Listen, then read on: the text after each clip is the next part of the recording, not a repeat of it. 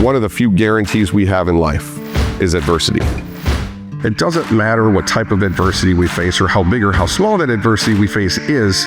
What matters is the attitude that we bring to the table that will help us overcome that adversity and overcome anything in life. So when people ask me about my time in the military, I sum it up as nearly 10 years of really good times and one really bad day. As we rounded that corner, I remember hearing this metallic plink and this loud whooshing sound. I was quite certain that that's where my life was going to end.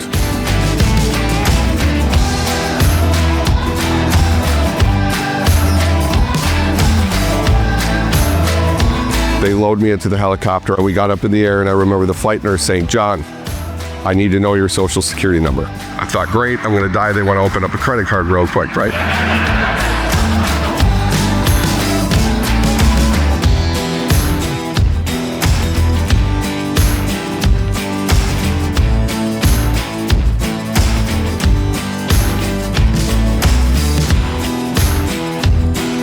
And that's the last thing I remember till I woke up 8 days later at Walter Reed Army Medical Center in Washington, D.C. And I woke up to an unfamiliar woman's voice saying, John, do you know where you're at?" So it's just like college. And and she had that look on her face. She really didn't have to say a word, but she told me two of my best friends, Corey Risted from Red Lake Falls, Minnesota, and Brian McDonough from Maplewood, Minnesota, had both been killed in the blast. For me, that was absolute rock bottom. That is the lowest I've ever felt in my entire life. But that is the moment that I truly began living my life. Because I realized at that moment, regardless of my injuries, regardless if I was going to walk again, regardless of the road to recovery ahead of me, it'd be pretty crappy and selfish of me to sit there and feel sorry for myself when I got a second chance at life that two of my best friends did not get. And I made a promise from that minute forward that I was going to make the best out of every minute I have left on this planet. And that's precisely what I've tried to do.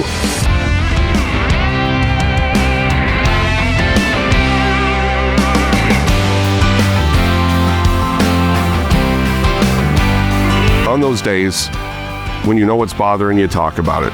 The key is to not let a bad day turn into a bad week, a bad month, or bad year, right? That's on us then. With a positive attitude, a sense of humor, the ability to laugh at yourself, you can look back at that adversity and learn from it. And I know I can spend every minute of every day for the rest of my life looking back on December 2nd, wishing Corey and Brian were still alive today, wishing I had legs. It is over and done with, and I have no control over it. But what I do have control over is my attitude today and my attitude moving forward. It's up to me to make today great.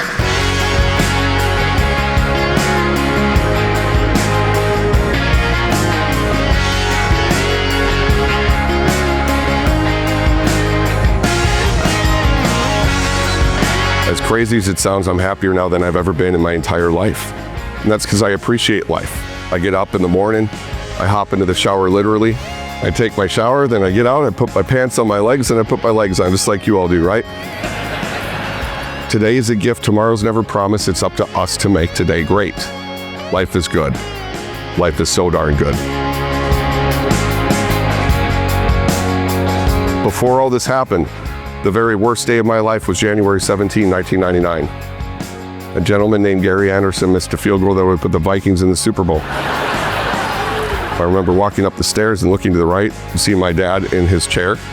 We were crushed. We were devastated. We didn't think the sun was going to come up the next day, but it did. And when I woke up at Walter Reed Army Medical Center, realized two of my best friends had been killed, and I had this crazy recovery ahead of me, I didn't think the sun was going to come up again either. But it did. It has many times since, and it will again tomorrow.